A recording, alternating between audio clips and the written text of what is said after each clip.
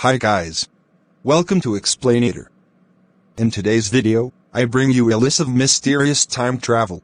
But before we go, I will ask you to click the like, share and subscribe and so support me. Let's go.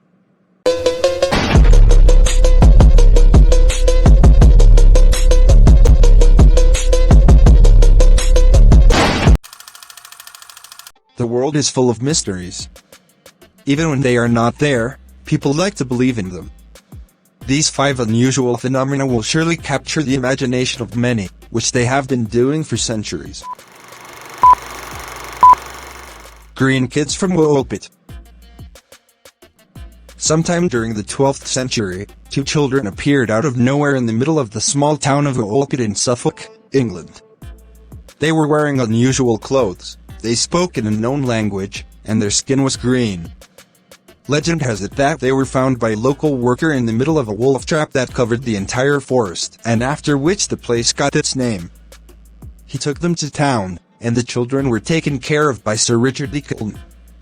After a while, their greenery faded, and the boy soon became depressed and fell ill, and eventually died. When she learned English, the girl told how she comes from an underground homeland where eternal greenery and twilight last. She explained that one day she and her brother were looking after their father's cattle when she heard a loud bang and suddenly found herself in a wolf trap, along with her brother. Many have tried to explain the story of the green children. Some claimed that the children were poisoned with arsenic, and others that it was jaundice. In either case, it would explain the green skin. Unfortunately, the real truth will never be known. The Man from Tord. The year is 1954, and the place of action is Tokyo, Haneda Airport. That summer, a plane landed at the airport, accompanied by a seemingly ordinary passenger. The Czech determined that his primary language was French, and he was fluent in Japanese and several others. There were banknotes and several currencies in his wallet.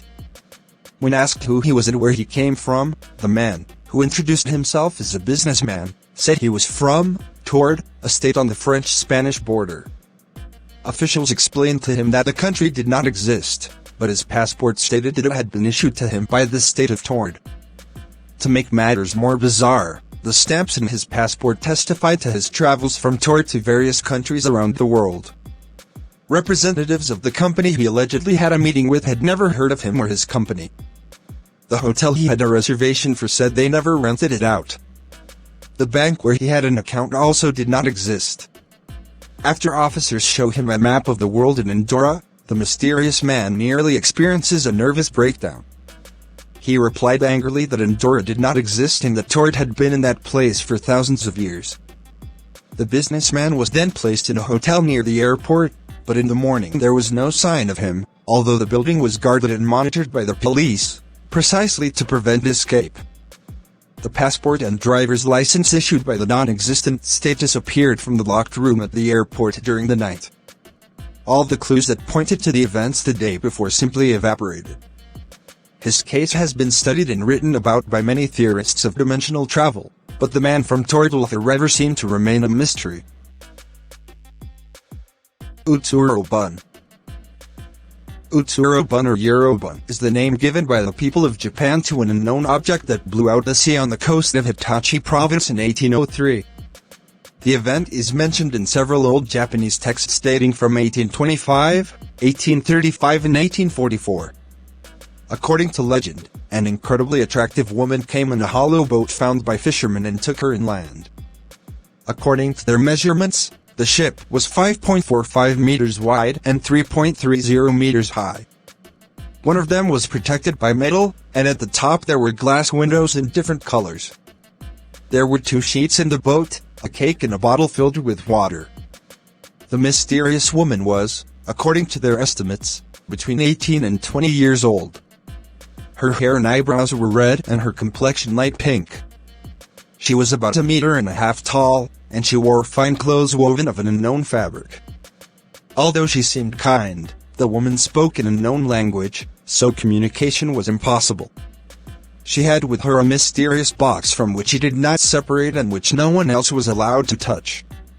Although seemingly a legend, Many international historians have taken an interest in the event, with many interpretations of who the mysterious woman might have been. Ufologists, of course, declared him an alien.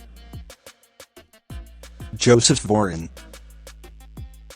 In 1851, a man calling himself Joseph Varen was found wandering in the German village of Frankfurt an der Oder, along with speaking broken German. The traveler spoke and wrote in unknown languages he called Laxarian and Abramian. He represented that he was from Laxaria, in an area of the globe called Sakria, separated from Europe by a vast ocean. This baffled the authorities, because neither of the places existed anywhere on their map of the world.